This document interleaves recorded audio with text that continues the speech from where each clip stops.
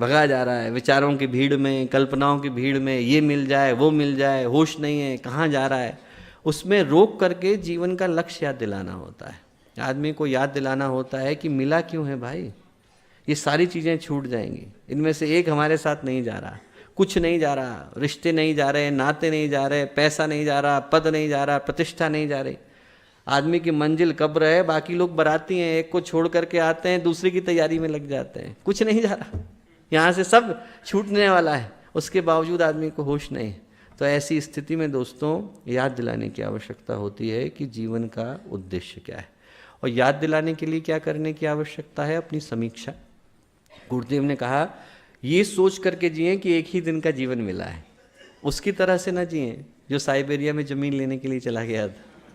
ये सोच करके जिए एक ही दिन का जीवन है, भगवान ने एक दिन का जीवन दिया है, एक दिन नया जीवन, एक दिन नई मौत। गुरुदेव ने लिखा हर दिन नया जन्म, हर दिन हर रात नई मौत। ये सोच करके जिए, एक दिन का जीवन है, कैसे जीना है। सुबह उठें तो प्लानिंग करें, चिंतन करें कि आज का जीवन मिला है, कैसे जिए। समीक्षा जो है आदमी करते करते भूल जाता है, बाकियों की तो समीक्षा करता है, अपनी नहीं कर पाता। गुरुदेव ने कहा निष्पक्ष आत्म समीक्षा अपनी करें। क्या करना है? चिंतन और मनन।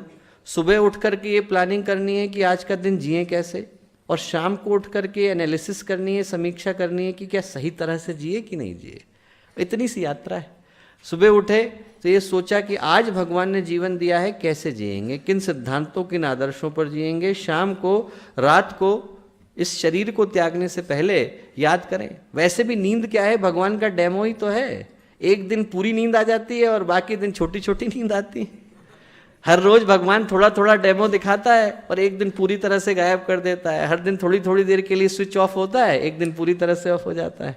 तो जब थोड़ी थोड़ी देर के लिए स्विच ऑफ हो रहा है तो एक बार याद करें कि आज का दिन जिए कैसे थे। और दोस्तों जब समीक्षा करनी है तो एकांत में की जाती है, भीड़ में नहीं की जाती।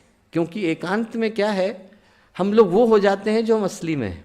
बाहर तो हम कुछ और है, अंदर आदमी कुछ और है। इसीलिए क्या है कि लोग कहते हैं कि जैसे ही हम लोग ध्यान करने के लिए बैठे वैसे ही बुरे बुरे विचार आ जाते हैं। वो बुरे बुरे विचार भैया पहले से वहाँ पर थे, ध्यान में सिर्फ याद आ गए हैं, पहले से थे। अभी क्या है कि जब आदमी अकेला हुआ, जैसे ही अकेला हुआ और वहाँ पर बाहर की भीड़ नहीं है, वैसे ही आदमी वो हो जाता है जो बाकियों के सामने नहीं है। बाहर तो आप करोगे तो आपके ऊपर चेक करने के लिए बहुत सारी चीज़ें हैं, लोग देख रहे हैं, सीसीटीवी कैमरा देख रहा है, न्यूज़ वाले फ़ोटो लेने में लगे हुए हैं, सब चीज़ें। आंखें बंद करी तो वहाँ कोई नहीं देख रहा। वहाँ पर आदमी वो हो जाता है जो वो असली में है। और इसलिए आदमी को एकांत में होने की आवश्यकता है कि वो अपने आप को सही में तलाश करे। हमारा उद्गम कहाँ है, हम लोग आए कहाँ से, हमारा स्रोत क्या है। और जब आदमी खोजना शुरू करता है, तलाश करना शुरू करता है, तो दो चीज़ें मिलती हैं, या तो कूड़ा मिलता है या खजाना मिलता है।